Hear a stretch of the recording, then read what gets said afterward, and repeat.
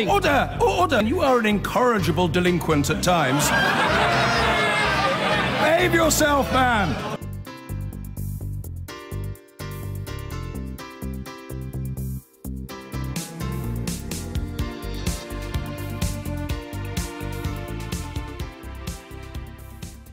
Waiting times during December in England were the worst since the target was introduced in 2004. Official figures show 85.1% of patients were seen in 4 hours, which is well below the 95% target. Last week, 55,000 non-urgent operations were cancelled as winter pressure puts the NHS system under strain. And there is a growing consensus among healthcare professionals that a new long-term funding solution for the health service needs to be found. And now some politicians are also joining the debate. Tory MP Nick Bowles has called for taxes to be increased to pay for NHS funding. And at Prime Minister's questions yesterday, Andrew Morrison called for a royal commission on its future. He proposes rebranding national insurance as National Health Insurance, with funds going directly to the NHS. At the same time, the NHS Confederation has commissioned a comprehensive study into the funding needs of health and social care over the next 15 years. And Chris Hopson, the head of NHS Providers, which represents the majority of NHS trusts in England, had some strong words for the government about the future of funding too. We have now reached a watershed moment where it's very clear the NHS can no longer deliver the standards of care that are set out in the NHS Constitution. We therefore have a really important decision to make, which is, do we abandon those standards, which were incredibly hard fought to gain those standards in the 2000s, or do we make the decisions on the long-term funding of the NHS and social care to ensure the NHS has enough money to meet those standards? Chris Hopson, we're joined now by the Shadow Health Minister, Justin Madders, and I will come to you in just a moment. But first of all, Graham Brady, A&E waiting times in England in December were the worst on record. Is that acceptable? Of course it's not acceptable, but we've got to remember the NHS is doing more than it's ever done. It's doing things better than it's ever done. How can it be doing things better if the A&E waiting times in England are the worst on record? Because the real story here is one of growing demand, an ageing population, more expensive kinds of healthcare that are now available. That's all marvellous, but it creates challenges for the NHS. And it is a big long-term challenge that we need to work together to try to resolve. Well, it's not a long-term challenge, is it? It's a challenge right now. If you listen to NHS bosses, they're not just talking about a winter crisis, and we have had these crises year on year. They are talking about a service that is no longer going to be able to keep standards safe for patients. A watershed moment, Chris Hopson actually said. So I ask you again, we've known about the challenges of an ageing population. So is it acceptable that the NHS is struggling the way it is? And spending continues to increase. But I think the calls that you're highlighting here this morning are absolutely right. People looking to the future, looking at ways to find a more sustainable way of dealing with this. I'm very sympathetic to the call that was first made by Maurice Sartre, I think, for a Royal Commission to be established into the future funding of the NHS. It is a hugely important thing for us to get right for everybody in this country. Right. I mean, the top Oxford Cancer Hospital, one of them, saying they'll have to delay or cut life-prolonging treatment due to a chronic shortage of specialist nurses. Is that acceptable? Well, of course, these are all things that have to be addressed. The NHS is recruiting more doctors, it's recruiting more nurses. We have more doctors and more nurses than we've ever had. But not enough to deal with, as you say, the increase in demand and the number of elderly patients, which we've known about. And that is about the challenges for the health service. It's also about the challenge in social care. It's about making sure that we knit the two things together. Something in my area, Greater Manchester, is in the forefront of, trying to make progress in making sure health and social care are seen as part of the same picture. Something which has now been, of course, established more firmly in the reshuffle with the department being renamed with responsibility for social care. All right, well, let's look at the solutions. Justin Madders, what is Labour's solution specifically when it comes to funding year on year? Well, we've been very clear, and I think we're hearing today quite a lot of the people involved in the NHS are actually coming around to our way of thinking, including some Conservative MPs, that actually it is about the funding at the core of it. And we had pledged at the last election that we would put an extra £6 billion a year in. And you've got to look at the historical... When would that start? You did say in your manifesto, I have it here, actually it says £5 billion for healthcare being put into the budget. When? Well, obviously we'd have to get a budget passed. Sure, but in your plans, when was that £5 billion? When would that £5 billion be spent? Well, it will be from the first year of a Labour government, and it's about actually the long-term funding squeeze that we've seen over the last 8 years, which has seen us increasing funding by about 1%. When, as we know, for the reasons that have already been outlined, demand has gone up by about 4% a year. So we want to get it back to that kind of level and stabilise the situation. So £5 billion extra a year into the healthcare budget in the first year of a Labour government, which would have been now if you had won that election. The Conservatives have said they would increase it by a minimum of £8 billion a year by 2021-22. So do you accept that actually both parties are quite close in terms of the extra funding that's being committed? No, I don't, because we would have already been putting measures in place now, and what we're seeing at the moment, obviously the December statistics are the worst on record, and this is before we've got to the appalling stories we've heard about in the last couple of weeks. We need the funding now. We need to stabilise the situation now. Staff are leaving in droves because they're absolutely sick and worn down by the pressures that they're facing. We need to absolutely give them confidence that there is a future and a hope for the NHS. Right, so £5 billion immediately would have been put in by Labour. What other extra measures? Well, we would have increased the social care budget by a couple of £1 billion a year, and this £5 billion would have been in every single year, and obviously in the longer term... So you would have increased it every year? By 2021-22 by £5 billion. No, is it an extra £5 billion every year? No, not an extra £5 billion on top. Just to be clear, right. But actually, you committed, the Tories committed £8 billion a year, but not until 2021-22. And that's the difference. You wouldn't be doing anything, and you're not doing anything right now. There is more money going in now. There will be more money next year and the year after. But not that amount. And by 2021, it will be an extra £8 billion. Do you think it should be more now? Over and above what's been committed to deal with this particular crisis? I think we need to do what is necessary to deal with the current situation. Which is what? Well, it's not for me to manage the National Health Service. We need to do what is necessary. Is that more funding, though, in your mind? Well, it might be, and of course more money was announced in the budget. There is a response. But I think the problem, when Justin and I can sit here talking about £8 billion or £5 billion, whether it's this year or next year, it is a much more fundamental question that it is whether this is a sustainable way of funding the NHS in the long term. And I think the public really understands that. All right, well, let's look at the sustainable funding, because Nick Bowles, your colleague, has suggested that it is time for a hypothecated NHS tax, so tax that goes directly into the health service to pay for healthcare in England. Do you agree with that? I heard him on the Today programme this morning. I thought it was a very interesting proposition to use what has always been, in a sense, misnamed the National Insurance Fund and make it a National Health Fund. I thought it was a very interesting idea. I'd certainly be very interested to look at it. Right, so you might support that idea that going forward and taxes would go up and it would then be targeted directly to healthcare. And I think Nick's point was also that you might find years where there was a surplus in the fund and the fund could build that up. There might be years when there was more revenue available to spend and some years when there might be a little bit less, but it would at least make it a predictable pot that the NHS could rely on, and we could all see where that money was coming from and where it was going to. Do you support the idea for a hypothecated tax for healthcare?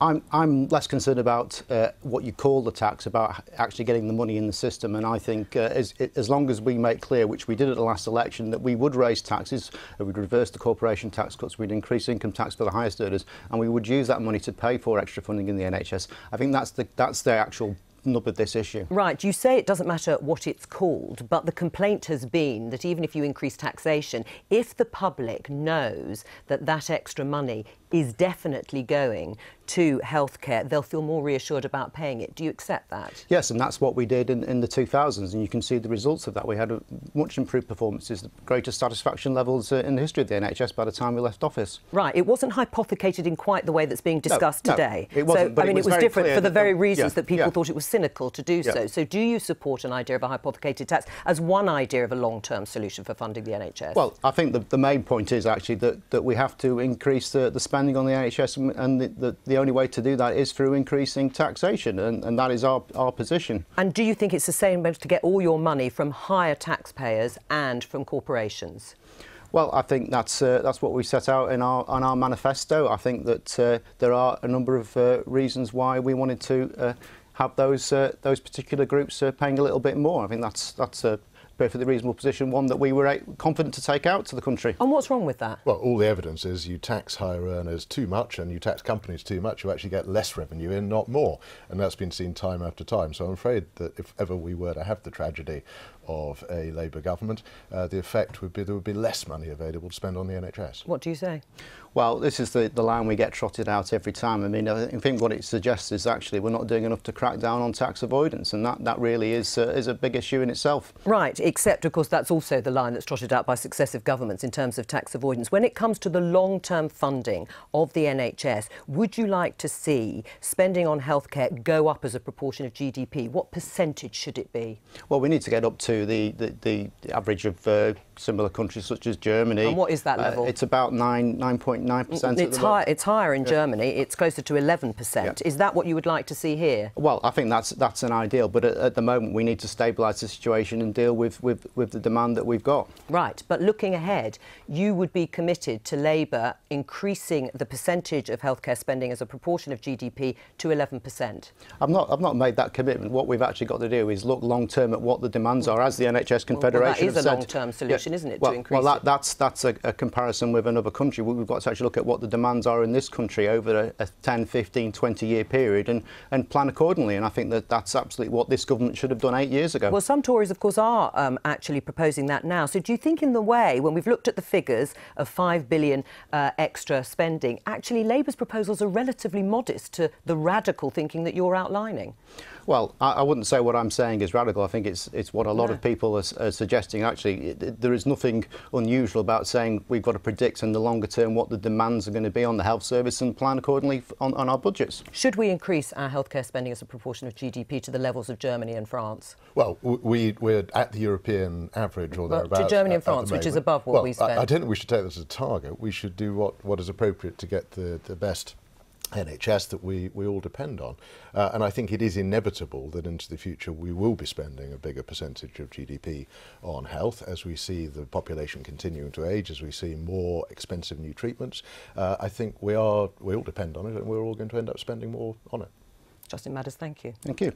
Well, let's get more now on our top story. As the NHS fails to cope with demand, new figures record delays in A&E departments and bed occupancy in acute wards at its highest since 2010. We're joined now by Dr Adrian Harrop, an A&E doctor at Scarborough Hospital in North Yorkshire. Good afternoon to you. How much pressure is on the NHS, especially in your hospital? There is currently an enormous and unmanageable level of pressure being placed upon our service, and it's getting to an extent, it has got to an extent where it has become near enough impossible to provide the safe and the effective and good quality care that we want to our patients. So in a normal day, what sort of thing are you seeing? It's difficult to describe what a normal day is anymore. It's as if we've evolved into a new normal. A typical day for us at the moment will be that we have patients who sit in the department for almost a full day, almost 24 hours before being admitted properly into a proper medical inpatient bed. There'll be patients stacked up in the corridor, maybe 6, 8, 10 deep, waiting to get into an A&E cubicle to be properly assessed by an A&E doctor, and those people can be sat in that queue for any amount of time, up until 10 hours. I can face a scenario a number of times throughout the day where every single space and every possible option for accepting new patients into the department has been exhausted, and I have absolutely no room to accept even a single other patient. I'm then left with ambulance crews stacking up down the corridor, again 6, 8, 10 crews deep, which are taking all of the ambulances off the roads of my very isolated rural community that I serve, because they're just stuck in our corridor waiting to safely hand over the patients. And it effectively means that the system is at complete gridlock, and there is nowhere for any patient to move in one direction or the other. There's nowhere for the inpatients to be discharged to. There's nowhere for the A&E patients to go to inside the hospital. There's nowhere for the corridor patients to go inside A&E. And there's no space in A&E for the ambulance crews to offload their patients into. And everyone is stood there in a completely static, fixed position, unable to establish any flow or movement through the department. It's been absolutely horrendous. In the budget, the Chancellor announced a cash injection to try and help the winter situation with the NHS. So what's the answer? Money is going into the NHS.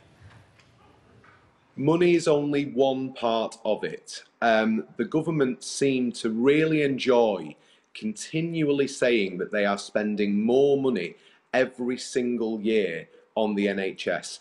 This statement, although is true in one sense, I do not deny that, is in itself a misleading statement. Every year, the cost of the treatment we provide to our patients increases with inflation. That's one factor. But most importantly, the number of patients who are placing demands on our service, the number of patients who are arriving in our hospital with increasing degrees of medical complexity, they are increasing year on year on year. So the amount of money that is available, the amount of real terms money that's available per patient is actually going down considerably year on year, meaning that the resources we have to use on each individual patient gets less and less with each passing year, even though the government are spending more cash on the NHS each year. It's a simply meaningless, empty statement to say that, though.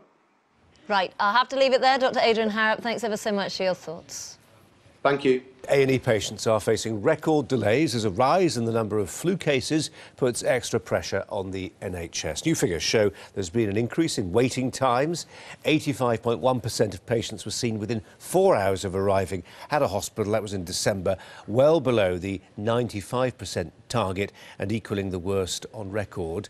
Bed occupancy in acute wards, the highest since 2010, now at 95%. They're exactly as I thought they would be. They are a disaster, really, for us.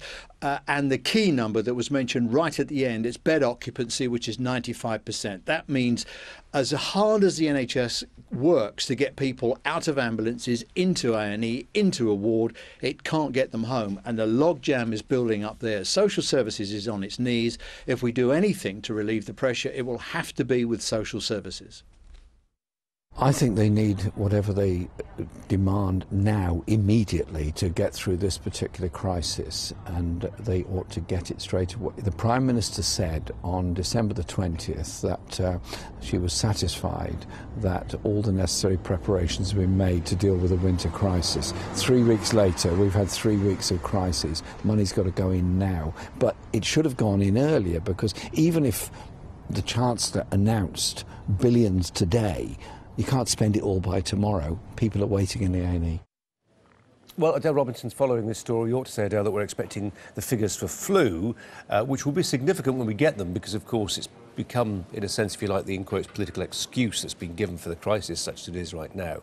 But in terms of the data we do have, there's meant to be a rule, what is it, 3-4 hours that you wait to be seen in A&E. It's now 300,000 people who've gone beyond that. That's right. So the target is 95%, and it currently stands, as you said, at 85.1%. So these figures, while expected, are still fairly striking.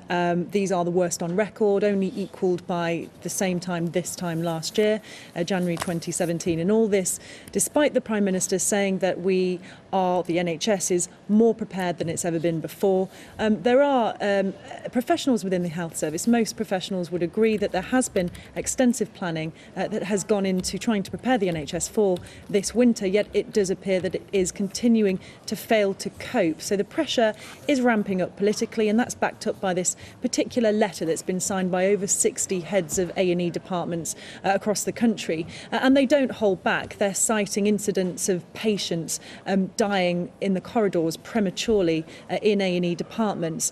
Within that letter, here's an extract from it. They say this current level of safety compromise is at times intolerable, despite the best efforts of staff. It has been stated that the NHS was better prepared for this winter than ever before. There is no question that a huge amount of effort and energy has been spent both locally and nationally on drawing up plans for coping with winter pressures.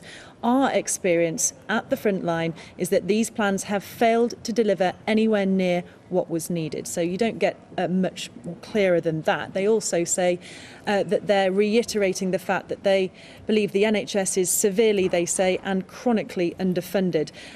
They cite the fact that there are insufficient beds in hospitals and within the communities, and they're calling for a review of social care as well. And all that's backed up by these figures today, particularly around bed occupancy, which is worsened from last week from the previous week before. It's at 95%, and there were even several hospitals last week which were running at 100% every single day. In fact, there were 11 trusts on Sunday, which is the latest that we have figures for, which were also running at 100% bed occupancy in the general and acute wards.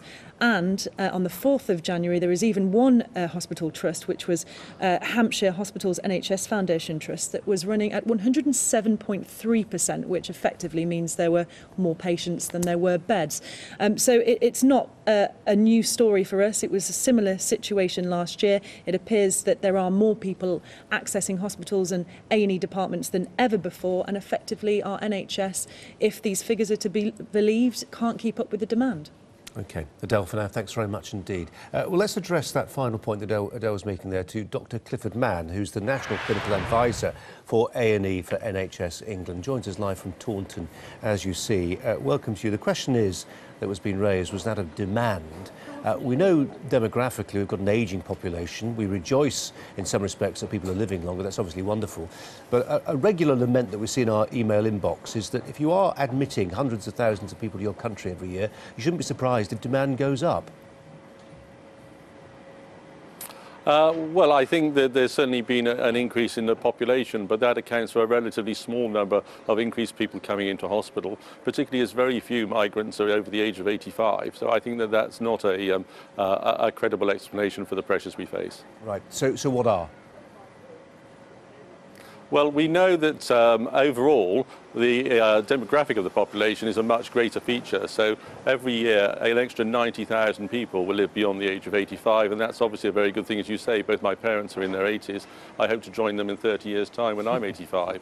The point, though, is that if you're 85, you have an average need of hospitals for about 5 days a year, whereas if you're under 35, you have less than half a day a year. So as the population grows older, so there will be much more demand for both hospital and social services.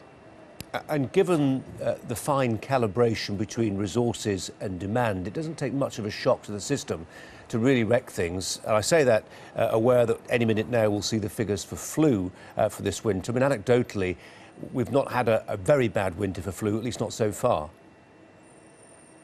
Sure, well, I can tell you some of those figures. So currently we have a flu outbreak, which is 3 times as great as the numbers of patients with flu last year. And currently there's about 2,200 patients in an NHS bed with the symptoms of flu. And that's problematic because whilst in December we were able to open up an extra 2,000 beds across the patch, obviously just about all that capacity has been subsumed by the patients with flu. I'm guessing it's quite localised and patchy. Where are the hotspots? Well, I'm afraid you'll have to ask Public Health England where the hotspots are for flu. I don't have that data. No, OK. But if we are talking about, I mean, were you suggesting that was an extra 2,200 cases over the piece? That doesn't sound a great many.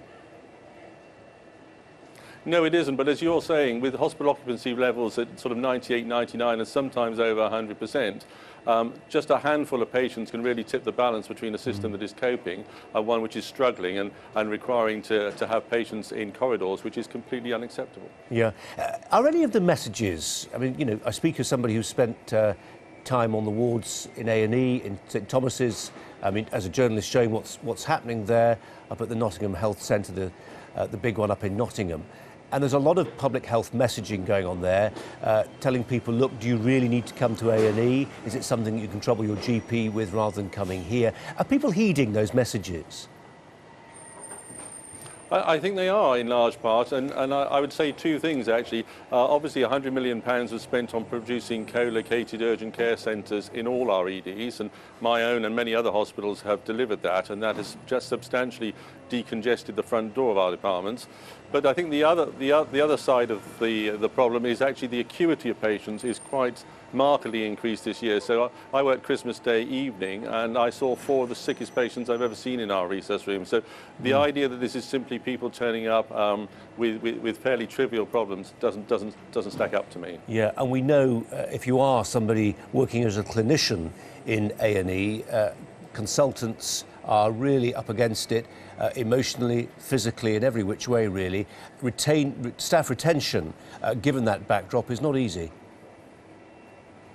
No, it isn't, and that's why I think it's very important that we put in context the decision of the National Emergency Pressures Panel, which was that some hospitals should reduce or even completely stop their non-urgent elective surgical work over the January period to free up the beds, to allow proper flow into the hospital, because that, more than anything else, is better for the patients and will decompress the pressure on our staff. On the subject of there simply not being enough beds, I was talking to a consultant recently who does both NHS and private work, and he was saying it was a surprise to him. He didn't know whether this was an ideological decision or not. It was a surprise to him that some of the beds in the private sector, in private hospitals, wings of which effectively were half empty, he said to me, weren't being called into use. I'm afraid I'm unable to comment on that because I simply don't know the contractual relationships that exist that would allow them to be occupied. So I'm afraid I'm completely ignorant. Yeah. No, I think my question, I can understand not wanting to comment on the specifics, but I think my point is, are we being imaginative enough in dealing with a perennial crisis? Because this isn't a crisis that we didn't see coming. Sure. Well, I certainly think that there's good evidence that we need more beds over winter, and whether we need actually more physical beds or just better access is a moot point. But in my own hospital, for example, we were really pressured between Christmas and New Year because access into community beds and community services was decreased, and as soon as those services came online in the new year, so our performance has bounced back to about 91%. So you're absolutely right. I think planning for next year and all subsequent years must mean that we have more beds available for us for acute patients in the months of December through to April. Clifford Mann is the National Clinical Advisor for A&E for NHS England. Dr Mann, thanks very much indeed for your time today. Thanks a lot. Thank you very much indeed. New figures show the strain on the NHS, with staff facing rising numbers of flu cases and respiratory illness. 48 flu-related deaths in England so far this winter, we're told. Live to Central London, Paul Cosford is Director for Health Protection at Public Health England. Paul Cosford, a very good afternoon to you. We're just seeing the summary in now. I'm guessing you've seen it too. What do you take away from it? I can't actually hear what you're saying through my feed, but what I will say is that the flu data that we're releasing today is showing, again, an increase in flu circulating in the community, and that's reflected in both people attending their GPs with flu-like illness and people being admitted to hospital with flu. Now, of course, that will be contributing to the pressures in the NHS that we're also well aware of at the moment, and I'd like to take this opportunity to thank all of our staff in the NHS for the tremendous work that they're doing to deal with those pressures. But look, there is a part that we all have to play here, and that's why we're launching today something we're calling the Catch It, Bin It, Kill It campaign. It's a reminder to all of us when we cough or we sneeze to catch our sneeze in a tissue, to then throw that tissue away, and then to wash our hands, and that helps to reduce the spread of flu in the community. And by reducing the spread, it helps us to bring this season's flu to a close sooner than we otherwise would be able to. The other thing, of course, that we're doing is encouraging everyone, if you're in an eligible group, including if you're a healthcare worker, to get vaccinated against the flu if you haven't done so far. It's not too late to be vaccinated, and it remains the case that vaccine is the best form of protection against the flu. Paul Cosford is Director for Public Health at Public Health England. I'm afraid somebody's kicked one of the cables down there, so he's got his key messaging away, but we can't send any more questions down to him because the technology's not working. Thanks a lot. Oh, now you can hear me. Oh, glory be. Let's persist. Let's persist. Okay. You mentioned your final point there was about the flu vaccine. There have been problems with that. The wrong strains appeared. Well, there are two vaccines that were recommended by the WHO for this year, and both of them actually are well matched against the strains that are circulating in the community, except that there is one of the B strains, it's sometimes called Japanese flu, that isn't covered by one of the vaccines. Now, this B strain, along with all B strains, tends to attack children more than it does adults, and I'm really pleased to say that the children's vaccine programme that we've run for this year did include the vaccine that has all of those strains, and it does look as if we'll have had a really successful vaccine programme in our children again this season, as we did last season. Of course, children are super spreaders, and therefore by protecting children, then that helps to protect the people around them, their parents, their grandparents, their friends and family. I'm guessing there's a regional dimension to this. There'll be local hotspots. If there are, where are they? There are always hotspots across the country, and actually it's quite variable. So there are some parts of the south of England that have greater problems than other parts, and equally some parts in the north of England. So it's not really possible to say it's in the north or it's in the south. There are variations across the country, and of course those are reflected in variations in the pressures in our hospitals as well. In terms of predicting where the peak will be, how exact a science is your prediction business? It's very difficult to predict anything with the flu, and that's a constant refrain that we have. But what I would say is that some of our laboratory indicators are suggesting that we may be approaching the peak at the moment, and that would fit with what we would normally expect in the flu season. So although this is a serious flu season, it's not an unprecedented one. The levels are high, but they're not unprecedented, and we'll be monitoring it very closely over coming weeks. Our expectation is that we will hit the peak somewhere in the next couple of weeks. OK. Paul Cosford, appreciate your patience. Thanks very much indeed. Thank you very much. New NHS figures have shown an increase in waiting times at A&E and bed occupancy in acute wards, the highest since 2010. Let's talk about this in the company from South London by the former Planning and Education Minister, Nick Bowles, and from our Central London studio, Saffron Caudry is there, Director of Policy at NHS Providers. Welcome both. Saffron, if I may start with you, you feel this is a watershed moment for the National Health Service. There are others who feel we're just in a quiet cycle of the news process. There's not much else going on right now. The focus there politically is on the NHS, or maybe it's got something to do with flu. You say no, this is seminal. This is a moment to make some radical actions. Absolutely. It's certainly not because it's a quiet news cycle. We have reached a watershed moment in the NHS. We have seen the highest ever bed occupancy levels that we've seen since they've been monitored. We've seen A&E at really full stretch. We've seen ambulance waits longer than they've ever been, and we've seen the whole NHS really struggling this winter, and that's when they've planned better than ever before. So it is a seminal moment for the NHS, and we've really got to do something about it. We're calling on the government to put forward plans as quickly as possible to reach some conclusions about extra investment in the NHS by November 2018, the next budget. Nick Bowles, you feel this is an opportunity to innovate, and you have your own ideas? Yes, that's right. I do think that Saffron's right that we need to have a long-term solution to NHS funding, which is going to need to grow, because we cannot afford to lurch from one funding crisis to another, not giving the NHS the time and space to plan and to reform. My proposal is very simple, is to take national insurance, which people pay obviously on their wages, to take that and convert it into something called national health insurance.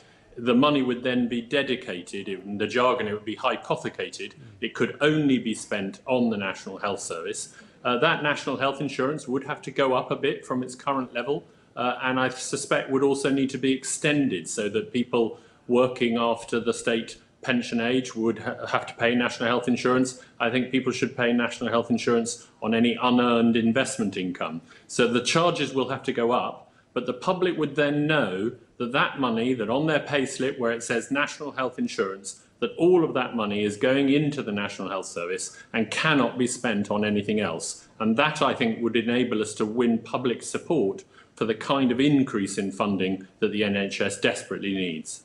Nick Bowles, just on the point about hypothecated taxes, I mean, one of the arguments against it is that you tie the hands of future governments. I mean, it's one of the arguments that is made against by critics of our foreign aid budget, who say £13 billion a year. OK, maybe as a one-off, but actually do we need to legislate to make sure that happens every year?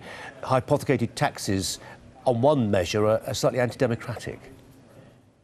Well, I don't actually agree with that. You're right, of course, there is a lot of traditional opposition. I think it's quite significant. The Treasury has traditionally been very opposed to hypothecating taxes, to reserving them for the use of one particular service. But the most recent permanent secretary to the Treasury, Nick Macpherson, who was permanent secretary of the Treasury throughout the coalition, he has come out in favour of hypothecating national insurance for the National Health Service. And the argument is very simple, that you will not be able to win support, the public support, for the levels of increases in taxation that are going to be necessary if you can't reassure the public that that money isn't being siphoned off into other pet schemes, that it is going to the NHS, it's going to this thing that everybody has as their number one priority. And I don't accept that it's somehow unstable or undemocratic. You would have a debate every 5 years. The different parties would probably propose different rates for national health insurance. And then the NHS after an election would have a 5-year plan. It would have a 5-year budget. It would know what money it was going to be getting. Employers and employees would know what rates they would be paying. And everybody would know that that was stable. You wouldn't have this thing where every budget everybody knows that the Chancellor is scrabbling around trying to find another billion or 2 billion to bail out the NHS because it's got into another short-term problem. OK, well, that seems clear enough. Saffron Caudry, on the brute point of whether taxes, general taxation, never mind hypothecated taxes, general taxation ought to go up to pay for our NHS, do you think they should, and do you think the public can be persuaded as to the merits of that advance? I think this is a really interesting question. I think the fundamental thing for the public, for people who use NHS services, is that they see an adequate amount of investment. That's what we're calling for. We think it's time that the government step forward. It's not investment, though, is it? It's taxpayers' money. I mean, it's not government money, it's not investment, it's taxpayers' money. At the end of the day, it's our money. Yes, it is your money. It's my money, your money. It's people who pay taxes in this country's money. And what we want to see, we elect the government in order to decide how that's spent on our behalf. And we believe that it's time that the government said more of that money needs to be spent on the NHS. And I think one point that I would maybe take issue with, Nick, is that we need to think about health and social care together, which is what the National Insurance contribution currently does. And I think that's an important point to make. We know that, if you cut social care, the NHS bleeds, and vice versa. So I think we have to look at those two elements together. But I think fundamentally what we've got to see is further investment in the NHS. Otherwise, we are shortchanging the nation at the moment. On the social care point, Nick Bowles, I mean, that's the point about Jeremy Hunt's new job title, isn't it? It reflects the reality of social care, so the government says. I think that's right, and certainly in what I've written and published today, I say that I think that the public contribution to social care, because of course social care is not completely funded by the taxpayer, unlike healthcare. It is funded in part by people's own means, but the public contribution to social care, however big that is, I think should also come from this ring-fence National Health Fund and should be financed out of this hypothecated tax. And we need to set that National Health Insurance tax at the level necessary to ensure that social care is adequately funded, so as Saffron says, it's not actually having knock-on effects onto the NHS because there's not enough social care in the system. Saffron Caudry, we're reporting occupancy rates in some hospitals today in excess of 100%. In other words, demand's greater than supply can meet. Anecdotally, I mean, even a conversation I can think of I was having last week with a consultant who does both NHS and private work, who said, look, we've got a private hospital here where he works occasionally. Half of the wing is empty. There are beds there. OK, you couldn't use them for acute care, but you could use them for social care or rehabilitation. Clearly, you don't know the specifics of that, but on the point about whether sometimes ideology stops people from grasping some of the more imaginative solutions, is there some truth in that, do you think? I'm not sure whether it's ideology that stops people grasping the solutions. We see all sorts of innovative ways of trying to meet that really pressing demand that we're seeing out there at the moment. So I don't think it is about ideology, it's about practicality sometimes, and we need to empower and enable the front line to do whatever they can in order to manage these pressures. But fundamentally, we shouldn't be putting them in that position in the first place, which is why we need to solve this ongoing problem. What we've seen is community trusts, for example, using their therapists to help people be discharged from acute beds so that we can move people through the system more quickly. So we are seeing people working together very effectively, but we need a long-term solution to this. This is symptomatic of the NHS being very fragile. It's not because of winter pressures. Winter pressures are just a symptom. So we need to solve the problem, and quickly. Nick Bowles, it would be a surprise, wouldn't it, if Europe's biggest employer, what is it, 1.6 million employees now, was nimble, fleet of foot, able to innovate as quickly as a smaller organisation could. What's your experience? What's your sense of how innovative or otherwise the NHS can be? I think that the NHS... Sorry, Saffron, Nick's turn. Oh, sorry. Saffron would give a much more knowledgeable answer to that question than I will. My own experience relates as an MP in Grantham and Stamford in Lincolnshire, and as somebody who has recently just recovered from a very serious bout of cancer. I received outstanding care, and I've had cancer now twice in 10 years, and the importance of nobody actually ever mentioning the cost of anything that was being done to me. You cannot exaggerate the importance of that when you're ill. But of course, you're right that sometimes big bureaucracies can be very slow, can be very sleepy. Having said that, I have also seen some fantastically innovative work by some NHS trusts. And the reality is that this isn't, just one organisation, the NHS. The NHS is a whole world, it's a whole ecosystem, and within it there are some very agile and innovative organisations, and there are some very sleepy and bureaucratic organisations. But ultimately there does need to be a secure basis of funding that is long-term, so that organisations can reform and can invest in making changes to improve services. Nick Bowles, Saffron Caudry, that's where we have to leave it. Really appreciate your time today. Thanks a lot. Thank you. Patients are dying in hospital corridors, in accident and emergency departments in England and Wales because safety has been compromised by intolerable conditions. That is the blunt warning made in a letter to Theresa May, signed by 68 senior doctors who run A&E departments. To date, there's fresh evidence of the pressure that those units are under. Over 300,000 patients waited longer than they should in December. 85% of patients were seen in 4 hours, well below the 95% target. The figure equals the previous low recorded last January. Our health editor Hugh Pym reports. Serious concerns about patient safety and an intolerable situation. Strong words from senior frontline doctors in a letter to the Prime Minister. With scenes like this filmed by a patient in a hospital, the warnings are echoed by some medical leaders. There is no doubt that our emergency departments are facing the biggest crisis that we have had for over 15 years. We absolutely must work together as system leaders at every level in order to find both short-term and medium-term solutions. The letter from the A&E consultants sets out the impact of the pressure and their own experiences. Over 120 patients a day managed in corridors, some dying prematurely. An average of 10 to 12 hours from decision to admit a patient until they're transferred to a bed. And patients sleeping in clinics as makeshift wards. They say NHS winter planning failed to deliver what was needed. But the Prime Minister insisted that significant measures had been put in place. For the first time ever, urgent GP appointments being available throughout the Christmas period. That was a decision taken to improve the service for people, but also to ensure that the NHS had that better capacity to deal with these winter pressures. For the opposition, the problem is really about funding. Money's got to go in now, but it should have gone in earlier, because even if the Chancellor announced billions today, you can't spend it all by tomorrow. Is that the one that you want? Yeah. While the debate goes on, Rosie can only reflect on a humiliating experience in A&E. She was in severe pain because of a gynecological problem and was bleeding heavily. but she was examined in a crowded corridor. I think I was trolley number 12, and there were trolleys going all the way up.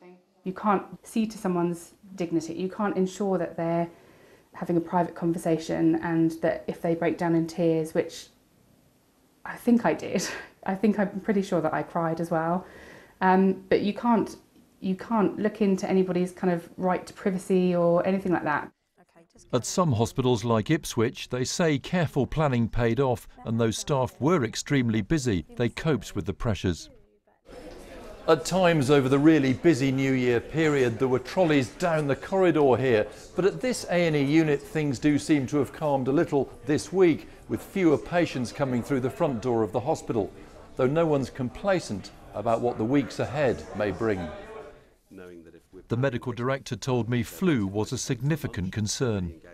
We've worked really hard to get our staff vaccinated, but we're not at all complacent. I think the next 2 months are going to be a challenging time. We'll be working still to be looking at flu vaccination for vulnerable patients and staff members, and the battle isn't over. And with the latest figures showing the highest number of flu cases in England in 7 years, health leaders have called for vaccinations for NHS staff to be compulsory. Some hospitals have greater than 90% vaccination of their health workers, others less than 20%. This has to be an issue of leadership, but we need people in the healthcare sector to protect their patients. We have a duty of care to our patients. Flu's been an even bigger problem for Scotland's hospitals. With the A&E waiting time target missed, it's the same in Wales by a bigger margin. Winter's been bleak so far for the NHS in the UK, and there's still a couple of months to go. Hugh Pym, BBC News. And if you want to find out how your local hospital is performing, you can use the BBC's NHS Tracker, and that's at www.bbc.co.uk/NHS Tracker. Well, joining me now is our political editor, Laura Kunsberg, who's at Westminster for us. And Laura, the NHS really remains the big domestic challenge for the government. Oh, absolutely, Rita. And politicians of all stripes care very deeply about the National Health Service because they know that voters care very deeply about the National Health Service.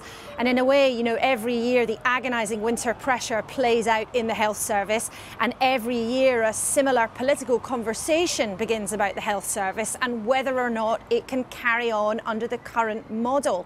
Now, normally that conversation doesn't get very far. People say something must be done, but frankly, those kinds of remarks often end up with not very much changing.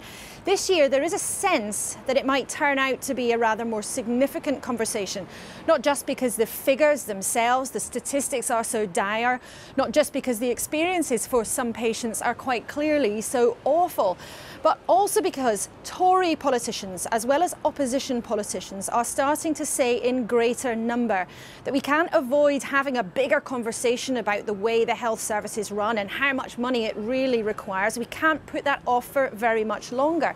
And even the Health Secretary himself, Jeremy Hunt, told MPs yesterday, in his view, he would like to see 10-year funding deals for the National Health Service, and that in the years ahead it will need significantly more money. And the fact, though, is that in Downing Street, the residents of both number 10 and number 11 do not say that yet. They do not believe yet that this is that kind of moment. But with the situation in hospitals right round the country as it is, the pressure on them is only going one way. Senior A&E doctors have delivered a grave warning to Theresa May that patients are dying in hospital corridors because of chronic NHS underfunding and understaffing. In an unprecedented move, they say the current winter crisis is so acute in England and Wales, they have serious concerns about patient safety and that there are simply not enough beds. It came as waiting times in England's A&E departments reached an all-time high. Here's our national editor, Allegra Stratton, on the growing crisis. The message today from nearly 70 A&E doctors is clear. People are dying prematurely in our hospitals. In a letter to the Prime Minister, they say patients are being managed in corridors. They are waiting more than an average of 10 hours to be transferred, and sometimes there are over 50 patients at a time waiting for a bed in A&E. It's starting to fill up now as the ambulances arrive, and our rooms are full of patients who are already being assessed or waiting to be moved into beds on the wards. This is the lead A&E consultant at Northumbria Hospital. It's one of the best hospitals in the country, but it's still struggling. It's non-stop. It means that patients that come into hospital with less significant illnesses, they're not critically unwell, may have to wait. But it's just been non-stop. We've had a lot of people with flu, or more than we have done before, and a lot of people with norovirus than we have before, and they have different requirements, so they all need to have individual rooms and be isolated, and the sort of numbers we've had have put significant pressures on the beds that we have available. Do you think you're coping? I think we're coping. I think we're under a lot of stress and a lot of pressure. Today, official numbers confirm a health service on its knees. A&E waiting times across England are the worst since records began. In December, only 81.5% of A&E patients were seen within 4 hours. It's far from the NHS 95% target. That's 300,000 patients waiting longer than they should, and that's when they manage to get through the doors. Last week, more than 5,000 patients had to wait more than an hour before they were brought in from the ambulance. 4 of about 10 of your patients here are already in A&E for longer than 4 hours. And around about this time is just become a bit of a bottleneck in ED. So any patient who has been over 4 hours, for example, that patient there, will ensure that they have access to hot food, they'll have a proper hospital bed rather than a trolley, or they'll at least be offered it if they want it. And they then become the priority to get them a bed on one of the wards. Even though this is a good hospital, patients are still waiting longer than the 4-hour target. Northumbria's A&E lead nurse has never seen anything like it. One of my students has just said to us, Craig, yesterday, it felt like 3 days, didn't it? In all the years I've worked on emergency departments, this has been the busiest. Today, more voices add to the call for a new tax to boost the NHS. Little comfort for those arriving at hospital right now. Allegra Stratton, ITV News, Northumbria. What the figures don't show is the effect the crisis is having on individual patients and their loved ones up and down the country. Many have been sharing their accounts of the chaos, delays and in some cases long waits for urgent treatment, as Geraint Vincent reports. Frustrated. Josephine Gamble has lived her life safe in the knowledge that if she ever suffered an injury, a medical professional would quickly come to help her. On Christmas Eve, she found out that that is no longer the case. The 84-year-old grandmother fell over on the pavement near her home and broke her ankle in 2 places. She lay where she fell for nearly 5 hours. You could see the pain she was in, and there was absolutely nothing you could do. We had a great community. Without them, I think we'd be in a completely different situation now. They were bringing blankets out, hot water bottles, people were giving us hats to wear. The ambulance service eventually got Josephine to hospital in Bournemouth, and they have apologised for the wait that she had on what was one of their busiest days of the year, when they responded to thousands of calls. There are snapshots across the UK of a health service pushed beyond its capability. A diabetic in Manchester was treated in the hallway. On New Year's Eve, Oliver Shuttleworth broke his leg in a charity football match and waited for an ambulance for 2 hours at the side of the pitch. He's still waiting for an operation. 2 or 3 days ago, we were told, oh, the ward that Oliver's waiting to go on has been turned into a flu ward. Sad. I feel upset to see my son in so much pain for 12 days. Oliver's also had an apology. The Royal Liverpool Trust says at the most busy time it has to treat the most vulnerable first. This NHS crisis is causing real pain and its patients will have to live with it. Geraint Vincent, ITV News. We heard mention of the flu then, and the flu outbreak has been blamed as one of the main reasons for the increased pressure on the NHS. Latest figures showed the number of patients admitted to hospital is nearly 7 times higher than the same time last year. Our health correspondent Emily Morgan is at South Tyneside District Hospital in South Shields. Emily. Well, it's the rise in flu cases that's one of the main factors affecting A&E waiting times. And this year, it appears to be much more aggressive and affecting the elderly in many more numbers. But at this hospital here in South Shields, they are using a new system which can test whether patients have flu and get the results in 30 minutes. It means patients can be seen, admitted or discharged much more quickly. Oh, it does tickle. I'm really sorry. You can sneeze if you want to. testing for flu. It's a simple swab in the nose and mouth, and at South Tyneside District Hospital, new technology will now give them the results in just half an hour. You can tell now from that he doesn't have flu. We can, yes. I've just had your flu results back and they're negative. Lucky for Derek, he can be discharged soon. The new swabs are what's keeping this emergency department above water. Dr. Mickey Jackchuk told me beds are now freeing up much quicker. If you weren't using this, you'd be at crisis levels now.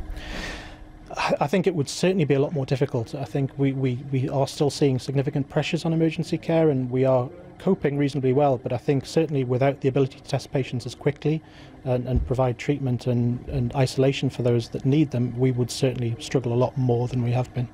Other A&Es, though, are struggling with the massive rise in cases of flu. Last week, 758 people were admitted to hospital with the virus, nearly 7 times as many in the same week last year, when only 110 were admitted. 240 of those went into intensive care, nearly treble last year's 84 ICU admissions. Ronald Reed knows only too well the effects of flu after having to call for an ambulance. Did you ever think that you would come to A&E with flu? No. Honestly, this particular one has been absolutely unbelievable. It's poor last 3 years, it really has. Staff here are proud they're managing to cope with demand, but any further rise in flu cases this year, they say, could tip them over the edge. Emily Morgan, ITV News in South Shields. Leading accident and emergency doctors in England and Wales have said patients are dying prematurely in hospital corridors as the NHS faces one of the worst winters in recent history. The A&E bosses wrote to the Prime Minister today saying safety is being compromised by intolerable conditions. At the same time, the organisation NHS Providers, which represents NHS trusts, has said the service has reached a crunch point. The numbers for December reveal that more than 300,000 patients in England had to wait more than 4 hours to be seen in accident and emergency departments, the highest on record. And in a snapshot of the NHS last week, it's been revealed that bed occupancy was at 95%. That's 10% above the recommended safe level. 133 out of 137 hospital trusts had an unsafe number of patients on their wards. And 5,000 patients waited more than an hour to be transferred from ambulances into hospital. The target is 15 minutes. Our health correspondent Victoria MacDonald spent a 12-hour shift with a West Midlands ambulance crew and is now outside Heartlands Hospital. Victoria, can the government continue to ignore these figures? Well, it's becoming increasingly difficult, you would expect. The Department for Health and Social Care acknowledges that there are pressures, although they do continue to say that there's more money going into the system, that there are more beds opened, that they have planned for winter better than ever, and yet the pressure does remain relentless. Take that 95% bed occupancy rate last week. Now, that is when there were 2,000 extra beds opened. And let's not forget those 55,000 cancelled operations. Yet flu, for instance, is 3 times higher at levels than they were last year. And in fact, those flu cases actually cancelled out all those extra beds. So what can they do? Jeremy Hunt, the Health and Social Care Secretary, has said on our very own programme that perhaps there needs to be a 10-year cycle so that they can plan better. Others are talking about a hypothecated national insurance tax, while still others are talking about cross-party consensus or even a royal commission. What nobody, absolutely nobody, is saying is that there is an option to do nothing. Just minutes into their 12-hour shift, the first call comes in. It's relentless for Richard King and trainee paramedic Luke Chadbourne. Every time they finish with one patient, there's another one waiting. We've had a lady who's got constipation, and they've tried to call their GP, but unfortunately due to the GP demands, they couldn't get through. So instead they've called 999. And did they say why they didn't call 111? No, a lot of people do forget to call 111. We're still trying to educate the public to call them and use their resources. West Midlands Ambulance Service has the best performance figures in the country, but it becomes very quickly clear that no matter how good they are, If the rest of the NHS isn't working, it impacts on them. The first 2 calls should have been dealt with by GPs. Hacking cough and a cold. This patient had been referred by the 111 service and the paramedics have to respond. In the end, they ring his family doctor. Now there's a call to a woman who's fallen inside her home. Is it any more painful when you do that? A bit. A bit, yeah. 91-year-old Virginia Cantlin has a badly swollen hand. It's not clear how long ago the fall happened, but her son Anthony has called 999. They decide in the end that Mrs. Cantlin does need to go to hospital. This is their first patient transport of the day. Perfect. And when we arrive, there are queues with other paramedics waiting to hand over their patients. The patient has now been moved through from this ambulance entrance into the main hospital where she will be treated. I don't know how long it's going to take before the crew comes back out again. The hospital don't want us to film because they said they are very, very busy today. The handover took longer than the 15-minute target. In fact, for the first 9 days of January, West Midlands had 963 cases where it took paramedics more than an hour to hand over the patient. It's meant to be within 15 minutes. That is the equivalent of 23 ambulances sitting idle all day. It is a reflection of pressures building up in hospitals and of overstretched GPs and social care. Today, an explosive letter was sent by more than 60 consultant leads for emergency departments in England and Wales to the Prime Minister, telling her they feel compelled to speak out because of their concerns over patient safety. The letter says some of our own personal experiences range from over 120 patients a day managed in corridors, some dying prematurely. An average of 10 to 12 hours, they say, from decision to admit a patient until they are transferred to a bed. They even write of patients sleeping in clinics as makeshift wards. The Department of Health and Social Care acknowledged the pressures, but said there were more consultants and more doctor training posts. But NHS providers representing acute, mental and ambulance trusts said the NHS had reached a crunch point. What's different this year is that it's worse than it's ever been. So we have reached that watershed moment in terms of the figures as well. So we've got more people coming into A&E. We've got more people using our services overall. That's what we've got to tackle, how we fund that and how we do something about rising demand for NHS services. They were coping at West Midlands Ambulance Service yesterday, although it was 11% busier than on the same day last year. Richard and Luke were about to start their break when they were diverted to a man with abdominal pains. I'll just have a listen to your stomach. And he too was taken to Heartlands Hospital. You are more than halfway through your shift. You haven't had lunch, haven't had a break. I mean, are you exhausted? It does get to you at the when you have a run of, say, 4 or 5 12-hour shifts. I suppose you get used to it in a way. If you get a proper working job later on, you're not going to need your energy. So right now, quite hungry. So I think we're keeping you from it. Yeah. And you will be pleased to know they did get their break before the next call to a patient with mental health problems. Ambulance services, patient breathing, or how can I help? This morning in the ambulance service control room, that exceeded the calls they'd been expecting. Our staff are dealing with more 999 calls than we've ever dealt with before. We're busier than we've ever been before. Yet we have more paramedics, more ambulances on the streets of the West Midlands, and we're better planned, better prepared for this winter than we've ever been before. And it is true that some trusts are coping just fine, but where they are struggling, patients are bearing the brunt. Operations cancelled, including for cancer, not enough beds, waits far too long, and now the claims of patient deaths. Victoria MacDonald. Well, now earlier I spoke to the former Conservative Business Minister, Nick Bowles, who's put forward radical plans for funding the NHS. 15 months ago, he was diagnosed with cancer for the second time. So I began by asking him how his experience has informed his view of the NHS.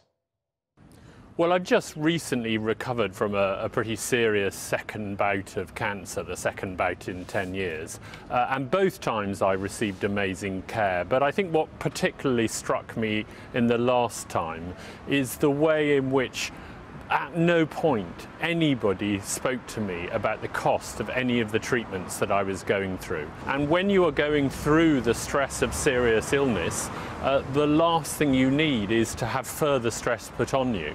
And so for me, I guess it's just given me a greater desire and a greater determination to ensure that that promise of the NHS, that you get the care you need when you need it free of charge, that promise is guaranteed and maintained for future generations. So how do you do that? Well, my proposal is to take national insurance, which people currently pay and their employers pay, but to convert it into something called national health insurance. And then the most important element is to ensure that that money is completely legally ring-fenced, can only go to fund the National Health Service and social care. But isn't national insurance currently for kind of welfare, etc.? Isn't there a danger that in actual fact you will bleed some other part of the economy in order to do this? No, I don't believe so. It's no longer the case that national insurance is a contribution towards your future benefits and your future pension. Obviously, that was what it was originally, and that's what people understood when they said they were paying their stamp.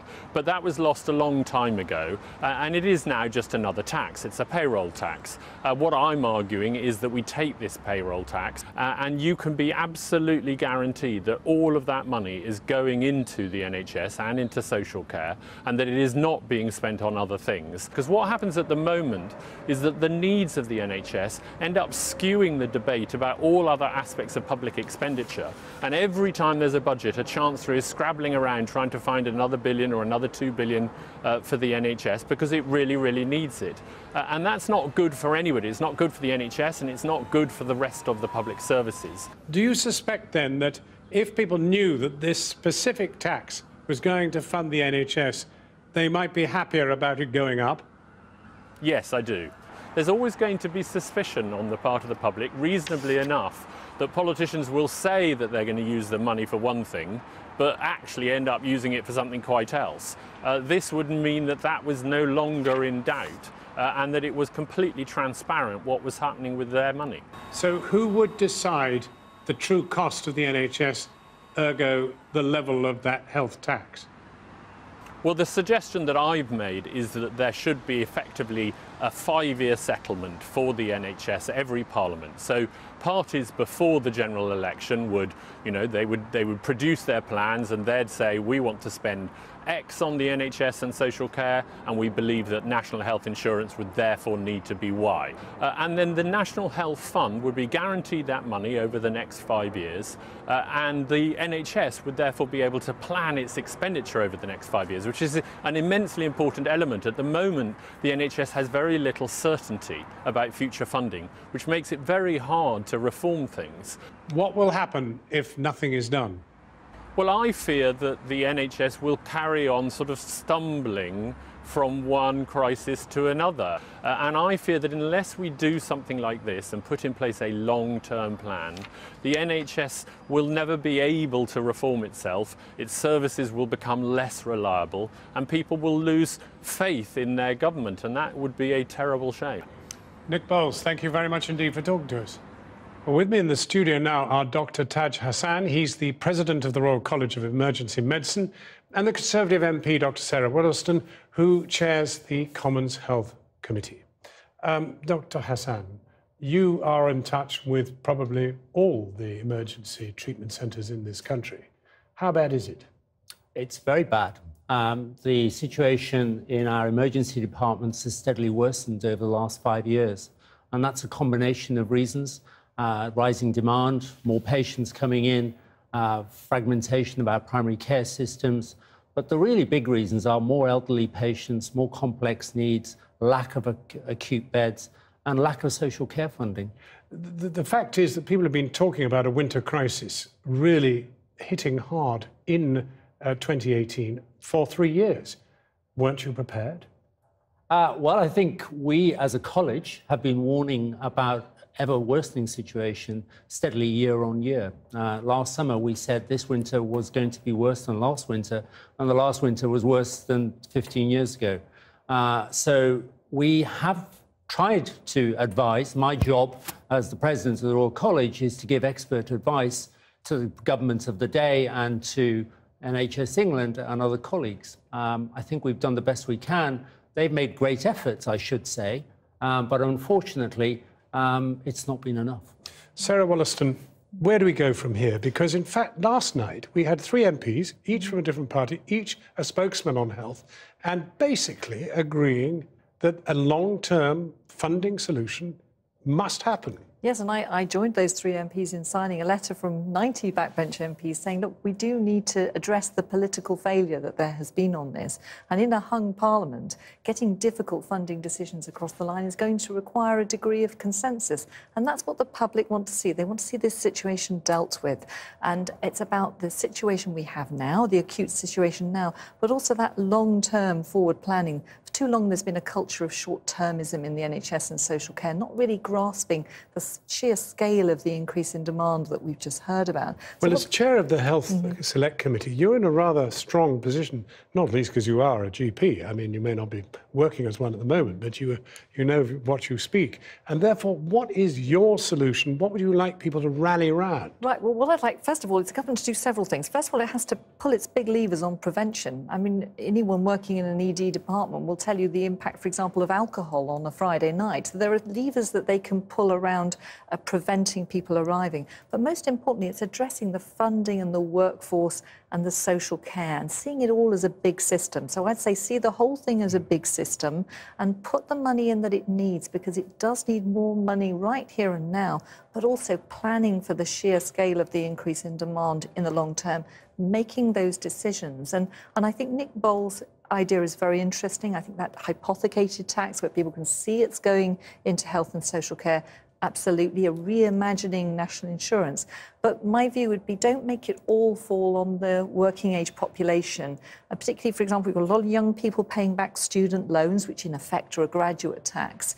Is it fair that they're also then funding the needs of older people? But graduating is quite a complex business, isn't it? The thing is, I think that we have to all be prepared to share this fairly across the generations. And any time any government coming up to an election proposes anything that will hit any particular group paying more, of course, then politically you get these arguments. Is it a death tax? Is it a dementia tax?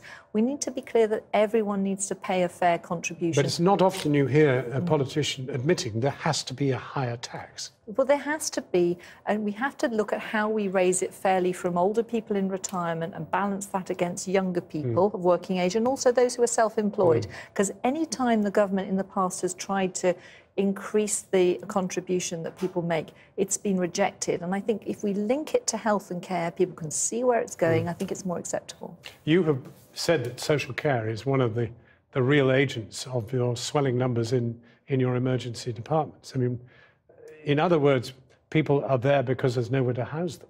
So patients who have had their treatments completed within the hospital and are ready and fit, they and their families want them to be either back in the community at home or in a nursing home.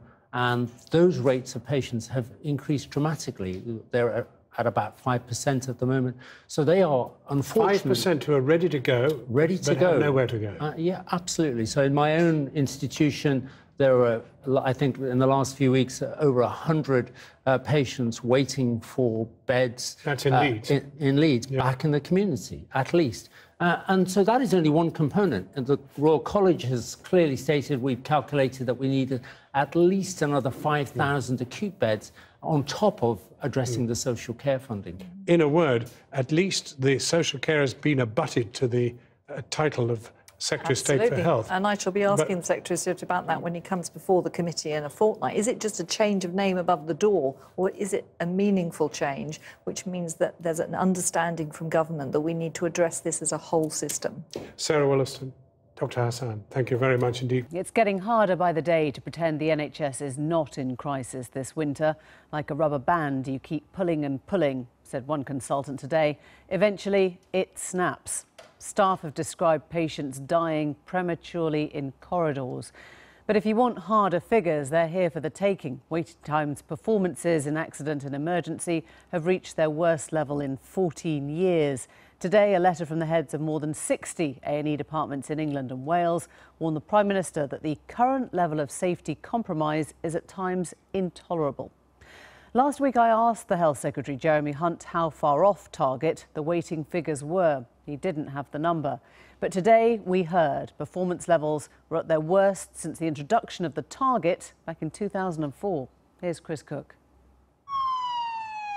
Accident and emergency figures are the most visible sign of the strain now placed on the English NHS. Rising patient demand has overwhelmed the service's ability to cope. Let's take a look at monthly A&E performance going back to 2010. Since then, emergency departments have been aiming to deal with 95% of patients within 4 hours. That target, that is the dotted line. Now that's proved harder in winter months, marked in by these grey bars. If we draw in the line showing their performance, the most striking pattern is that during the last Parliament, A&E performance started to drift away from target. It's now well off, down at 85%. The number is even lower, about 77%, if you look just at traditional major A&Es, so-called Type 1s, and don't include things like walk-in centres. Our hospitals are overfull. We're miles from where we need to be to hit our targets. It means that my patients are waiting in the waiting room, maybe sometimes standing because there aren't even enough chairs. Patients are waiting in corridors. Patients may happen to be waiting in the back of ambulances. And then when patients even get into a cubicle, sometimes there are 2 patients per cubicle, just with a temporary partition between the 2 for a bit of privacy. It is sometimes just a number, just a statistic, but it's having real effects to patients. Some individual hospital trusts have seen astonishing collapses in performance. Take the Blackpool and Royal Cornwall trusts. They were respectively at 61% and 77% last year, both poor performances. This year they dropped to 40% and 58%. The NHS is 70 years old this year, and we know by now the pressures on it will keep growing. Medicine's advancing, so we can treat more stuff, and our society is ageing. But the NHS budget has been growing at a historically slow rate since the onset of austerity under the coalition. It keeps becoming ever more efficient, but it can no longer meet the demands being placed upon it. The underlying problem is best illustrated by this chart. The number of people turning up to A&Es just keeps rising. And this isn't about people who shouldn't be there, skipping the queue at the GP. You can see that if you look at the past 12 months. The number of people turning up at major A&Es has risen by 1%. But the number of people sick enough turning up to A&E who need admitting into hospital is up by 5.6%. The underlying pressure is that we're an ageing society with rising sickness levels. And this year, a bad case of flu. We're seeing the same as we saw last year with no change, and it could just get worse and worse next year and the year after. And that's the real worrying thing, because we're at breaking point now. Who knows where we'll be if nothing changes by next year. There are no easy fixes here. The elastic won't spring back as winter thaws. Either we pay more in tax or we'll pay more in the form of worse healthcare. Chris Cook there. Well, we asked the government and NHS England to join us tonight, but nobody was available. In a statement, the Department of Health said it treated more than 55,000 people within the 4-hour target every day. NHS England said it was dealing with rising flu and record numbers of admissions, but that the service had managed to maintain A&E performance at the same level as last January. Well, I'm joined now by Dr. Taj Hassan, President of the Royal College of Emergency Medicine. We saw there, Dr. Hassan, figures rising up. Very nice of you to come in. How accurately do those figures reflect what happens to you on an average shift? Describe for us, if you can, your last shift. Well, my last shift was a busy one. It was involved a significant number of patients in my department that were coming in through the front door. But there was also a significant number of patients, unfortunately, that I and my staff were caring for who should have been on wards in the hospital. So we're effectively managing a ward full of patients that should be within the hospital, as well as the ones coming through the door. And so that, unfortunately, creates what is called a crowded emergency department, or exit block, because we can't get them out of our department. And that causes delays in assessment, it causes delays in antibiotics being given, it causes delays in pain relief, and it compromises the dignity of the patients that we care for, which I think is probably one of the big things that unfortunately nurses and doctors in our departments care about. When you say it compromises the dignity of patients, does it also ultimately compromise their safety, or do you still feel confident that you are delivering the same levels of medicine that you would be giving? We work in a health service where I think we have amongst the best health workers in the world, where people will work really, really hard and they will go the extra mile. But unfortunately, the independent scientific evidence, both from the UK and internationally, shows that the more crowded your emergency department, the greater the risk of harm to patients. And that has been proven across about 8 or 9 studies. This is not going to get better now because of the demographics, because of the way society is ageing. This is a problem that, what, we're going to live with or have to solve in a totally different way? I don't think it should be something that we should live with because unfortunately over the last 5 years we've had a number of significant cuts in areas that have influenced that crowded emergency department. We've cut £6 billion out of social care funding, and that results in patients who are fit from hospital beds that need to be sent home. They and their families want them to be at home and they can't get out of a hospital. We've cut the number of acute hospital beds by probably approximately 15,000. That results in and exacerbates the exit block. And most importantly, we've had compromise in terms of the number of staff that we're able to employ for a whole variety of reasons. And that is critical. I mean, privately, are you having conversations, or are you hearing conversations by staff who are saying, actually, why would I carry on if I'm 5 years away from retirement, or even, 10 years away from retirement? Why would I take the risk of ever doing something that could be damaging if I'm working these conditions? Is that happening, or?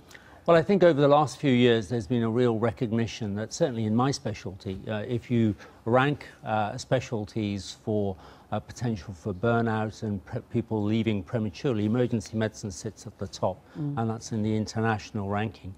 But we've been campaigning hard for the last year, and actually last October, with the help of colleagues from NHS England, Health Education England, and NHS Improvement, especially people like Jim Mackey, people like Simon Stevens, we were able to go to the Secretary of State and agree a formula, agree a framework by which we can deliver better staffing levels over the next 4 years and both grow our workforce as well as reduce attrition. Now, we need to implement that. That's really important. But the wider context is the environment that these people are working in, and that can only be influenced by actually investing. And at the moment, unfortunately, in this country, we are not investing. We're not investing in social care adequately. We're not investing in acute beds.